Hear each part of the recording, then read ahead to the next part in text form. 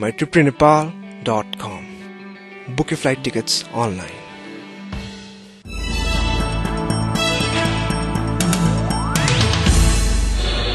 Brought to you by Broadlink. Connect your way to freedom.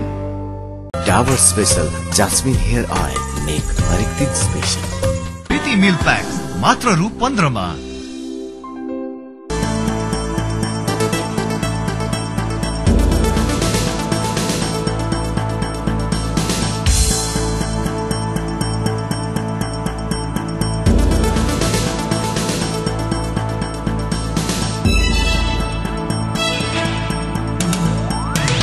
नमस्कार. सूचना सम्प्रेषणका लागि मात्रै होइन, सामाजिक उत्तरदायित्वका लागि पनि यो प्राइम स्टोरी र म नारायण.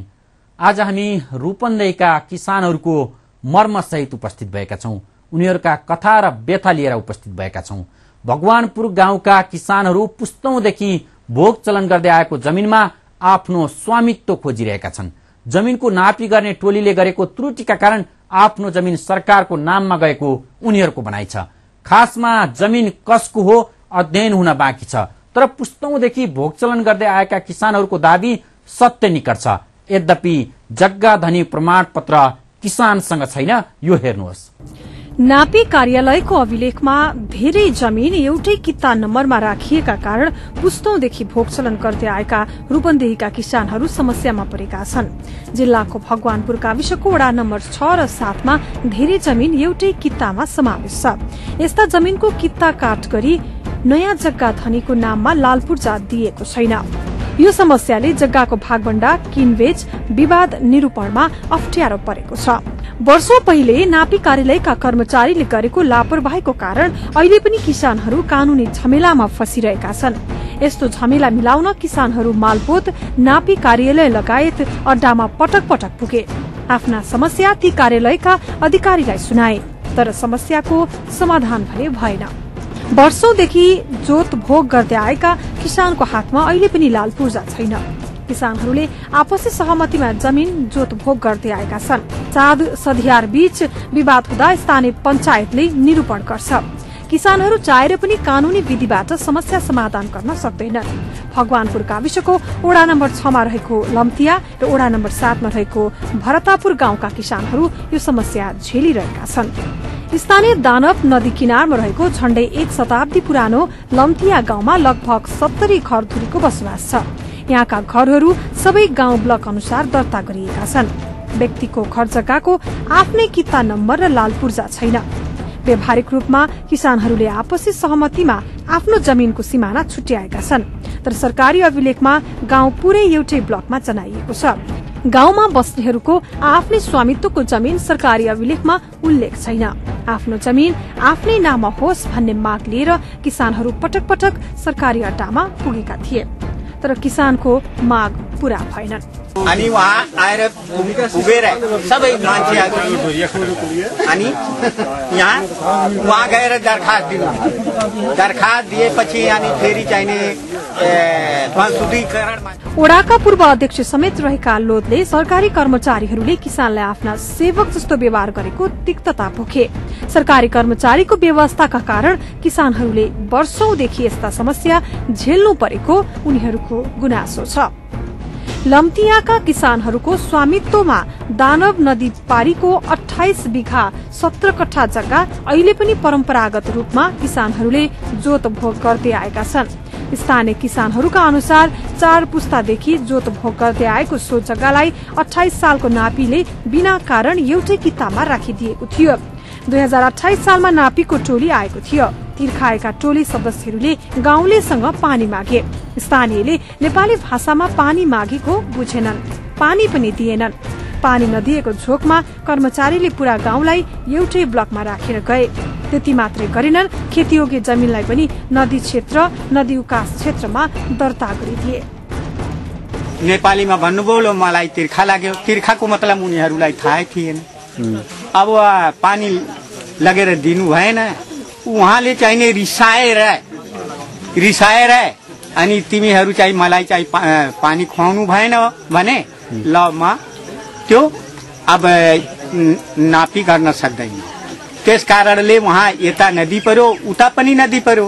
अब बीचमा चाहिने सबै उहाँले छोडेर अनि एउटै कित्ता बनाएर अब बालुवा बनाउनु भयो कि के बनाउनु भयो, अब त्यो छोडेर चाहिने गइसक्नु।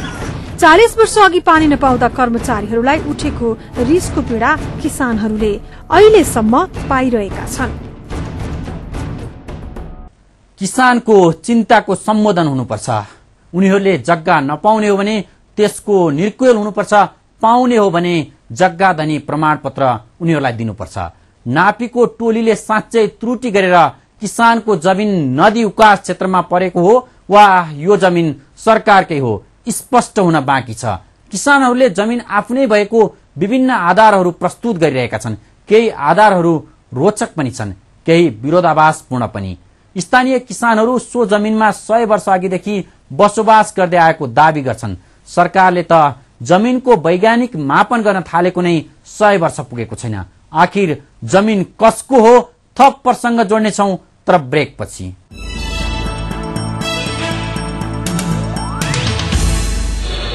Brought to you by Broadlink. Connect your way to freedom. Dabur Special Jasmine Hair Oil make हरेक दिन स्पेशल। प्रीति मिल्क प्याक्स मात्र रु 15 मा।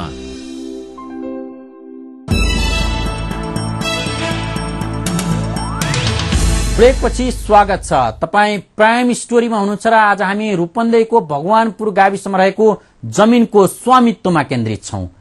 सरकारी जमिनमा छाप्रो बनाएर जमिन हडप्नेहरू विभिन्न जिल्लामा सक्रिय छन्। भू माफियाको चंगुलमा धेरै सरकारी जमिन परिसकेको छ। तर रूपन्देहीका यी किसानहरूको अवस्थाले उनीहरू भू माफिया होइनन् भन्ने प्रष्ट संकेत गर्दछ। उनीहरू जमिनको स्वामित्वको सवालमा न्याय खोजिरहेका छन्। यो हेर्नुहोस्। भगवानपुर गाविसमा रहेको यो जमिन कानूनतः सरकारी हो। सो जमिनमै घर बनाएर बसेका र अन्यत्र जमिन नभएका बासिन्दा भूमिहीन हुन्। तर पुस्तौंदेखि किसानहरूले यो जमिनमा भोग चलन गर्दै आएका छन्। किसानले यो जमिन खाली गराउने बारेमा सोचेको छैन। सरकारी तहबाट किसानलाई जमिन छाड्ने सम्बन्धी कुनै सूचना जारी गरिएको पनि छैन। अर्कोतर्फ जमिनको स्वामित्व किसानलाई नै दिने सरकारी निर्णय पनि भएको छैन। 28 सालमा पनि 65 घर धुरीले सो जमिन जोतभोग गरिरहेका थिए। ब्लू प्रिन्ट किता नम्बर 500 मा देखिने जग्गा 28 बिघा 17 कट्ठाको छ। जग्गामा अहिले स्थानीय किसानहरूले आपसी समझदारीमा खनजोत गरिरहेका छन्। विक्रम सम्मत 1978 मा यो क्षेत्रमा सरकारले उखडा डोर खटाएको थियो। डोरले जमिनको स्वामित्व किसानहरूको भएको अभिलेख फारम नम्बर 7 मा उल्लेख गरेको थियो। पछि नापेको टोलीले 28 सालमा त्यहाँको 28 र 31 बिघा जमिनको ब्लकलाई नदी उकास क्षेत्र मानेर सरकारी स्वामित्वमा दर्ता गरिदियो। यही कारण यो जमिनमा अहिले किसानले स्वामित्व दावी गरिरहेका छन्। सरकारी अभिलेखमा यो जमिन किसानहरूको नभएको जनाउँछ। गहुँ, धान, रहर, सब्जी, बदामको राम्रो खेती हुने सो जग्गामा वर्षातमा दानव नदी उर्लिँदा बालीमा क्षति पुर्याउँछ। जमिनमा आश्रित धेरै जसो दलित र गरीब नागरिक छन्। उनीहरूको पक्षमा राजनीतिक दल र नेताहरूले पनि ठोस काम नगरेको स्थानीय अगुवाहरू बताउँछन्। राजनीतिक दलहरूले यस क्षेत्रका किसानलाई भोट बैंकको रूपमा मात्र प्रयोग गरिरहेको आरोप उनीहरूको छ। तर यो राजनीतिक पार्टी पेटकलको नेताहरू आए, यिनीहरूलाई ठकाएर भोट लिएर कतिचोटि गइसके, तर यो समस्या समाधान भएन। अहिले नदी बगिरहेको जमिन दर्तावाल हो। नदी किनारको खेती योग्य जमिनमा धेरै अघि नदी बहन्थ्यो। नदीले आफ्नो धार परिवर्तन गर्दा कहिले खेत नदी वारी हुन्छ भने कहिले पारी। जिल्लाका भूमिहीनको समस्यालाई राज्यले नजरअन्दाज गरेको भन्दै भूमिहीन तथा सुकुमवासी र उखडाहरूले गएको पुस 2 गतेदेखि 20 गतेसम्म भैरवामा धरना आन्दोलन गरे। स्थानीय प्रशासनले निशर्त उखडा जग्गा जोतहाको नाममा दर्ता गर्ने प्रक्रिया थाल्ने जिम्मेवारी जिल्लाका मालपोत प्रमुखलाई दिएको थियो। आन्दोलनरत किसानहरूसँगको वार्तामा 6 बुँदे सहमति भएको थियो। विगतमा भएका सहमति अनुसार किसानको समस्या समाधान भने भएको छैन। मुख्य मेरो कारण के हो? भूमि अधिकार बेन्चले नेतृत्व गरेको कारण आज यो चाहिँ राज्यले अमिनले बिगाडेको नक्सामा देखाएछ। यता कलुवा बालुवा तर राज्यले आजसम्म चाहिँ यो आएर वास्तवमा निरीक्षण गर्न सके छैन। राज्यले कुनै वास्ता गरे छैन। यो 28 नम्बर बिघा बालुवामा कति घर धुरीको परिवारले तिनीहरूको जीविकाको पार्जन चलिरहेछ। किसानहरूलाई स्थानीय गाउँ विकास समितिको कार्यालयबाट जोत भोग प्रमाणका लागि सिफारिस लिन पनि समस्या छ। गाविस सचिवले सिफारिसका लागि प्रति कट्ठा 5 देखि 10,000 रुपियाँ माग गरेको किसानहरूले गुनासो गरे। नियमानुसार सिफारिसका लागि 20 रुपियाँ लाग्ने हो। अरे भाई है चाहिए आदेश चाहिए सचिव नोट चाहिए तब जाएंगे यता भगवानपुर गाविसका सचिव प्रधुन्न कुर्मीले किसानहरूले बिना कारण यस्तो आरोप लगाएको जवाब दिए। गाविस कार्यालयदेखि मालपोत र नापी कार्यालयकै वरपर किसानहरू रुमल्लिरहेका छन्। उनीहरूका समस्या भने उस्तै छ। जमिन सरकारी भए पनि वा यी किसानहरूको भए पनि सरकारले अविलम्ब अध्ययन थाल्नुपर्छ। प्रष्ट आधार प्रमाणपछि नै जमिनको स्वामित्वको विवाद अन्त्य हुन्छ। होइन प्राविधिक त्रुटिले जमिन सरकारको नाममा गएको हो भने नियमानुसार किसानले जमिन पाउनुपर्छ। थप प्रसंग जोड्नेछौं तर ब्रेकपछि।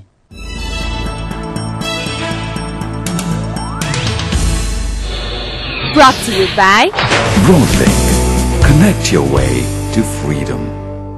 Dabur special jasmine hair oil नेक हरेक दिन स्पेशल। प्रीति मिल पैक मात्र रु 15 मा।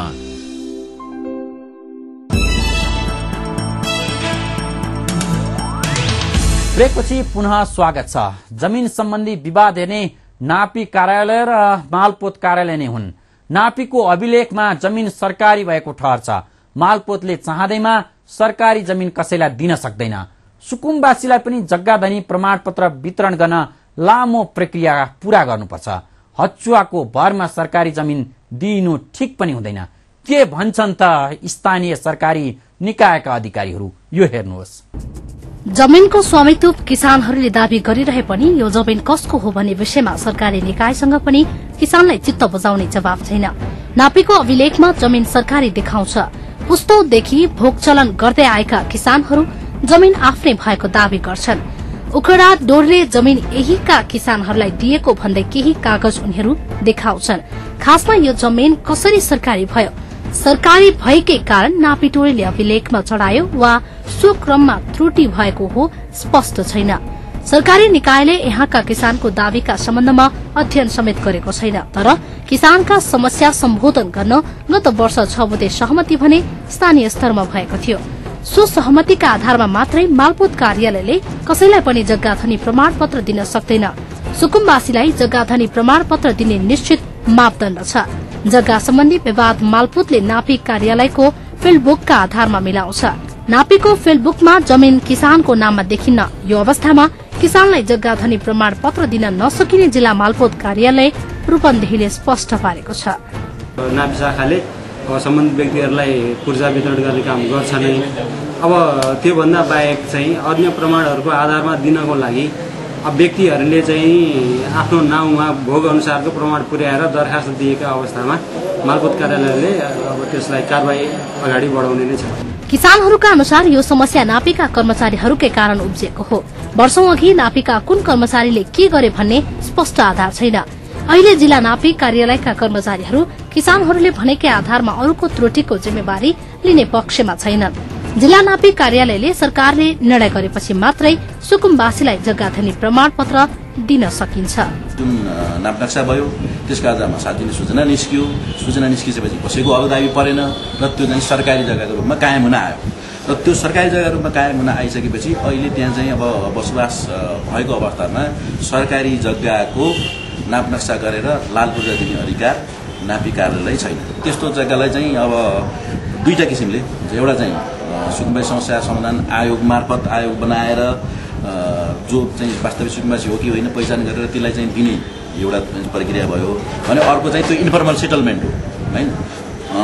हाम्रो चाहिँ भाषामा पुरानो रेकर्डले चाहिँ त्यो सरकारी जग्गा देखाएको र उहाँहरूले बसोबास गरेको अवस्थालाई चाहिँ इन्फर्मल सेटलमेन्ट भयो, त्यसलाई पनि सरकारले व्यवस्थित बसोबास चाहिँ आयोग बनाएर को बस्नु भएको छ त्यसको चाहिँ यकिन गरेर नापनक्सा गरेर दिने व्यवस्था छ। सुकुम्बासीका नाममा जग्गा वितरण गर्ने प्रक्रिया पनि त्यति सरल छैन। स्थानीय निकायले गरेको सरजमिनको रिपोर्ट सुकुम्बासी आयोगको सिफारिसपछि मन्त्री परिषदले निर्णय गरे मात्रै जग्गा धनी प्रमाणपत्र दिने व्यवस्था छ। निश्चय पनि दर्शकवृन्द, सरकारी दस्तावेजले जमिन सरकारकै भएको प्रमाणित गरिरहेको छ। किसानहरूले पनि आफ्नो दाबी छोडेका छैनन्। यसबाट प्रश्न हुन्छ यो जमिन विवादास्पद हो। जमिनको स्वामित्व खोजी गर्ने काम अब सरकारकै हो। किसानहरूसँग रहेको आधार प्रमाणलाई समेत ध्यानमा राखेर जमिनको स्वामित्वको खोजी होस्। भैरवा संवाददाता नरेश केसीलाई धन्यवाद। सामाजिक विकृति विरुद्ध निर्मम प्रहार सकारात्मक पक्षको सहयात्री प्राइम स्टोरी तपाईहरुसँग हरदम साथ, सहयोग र सद्भावको अपेक्षा गर्दछ। प्राइम स्टोरी सम्बन्धी कुनै सल्लाह र प्रतिक्रिया भए हामीलाई सम्झनुहोला। आजलाई प्राइम स्टोरीबाट बिदा चाहन्छौं। नमस्ते।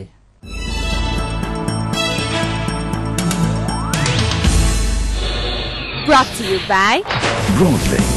Connect your way to freedom. Dabur special jasmine hair oil, एक हरेक दिन स्पेशल। प्रीति मिल्क पैक्स मात्र रु 15 मा।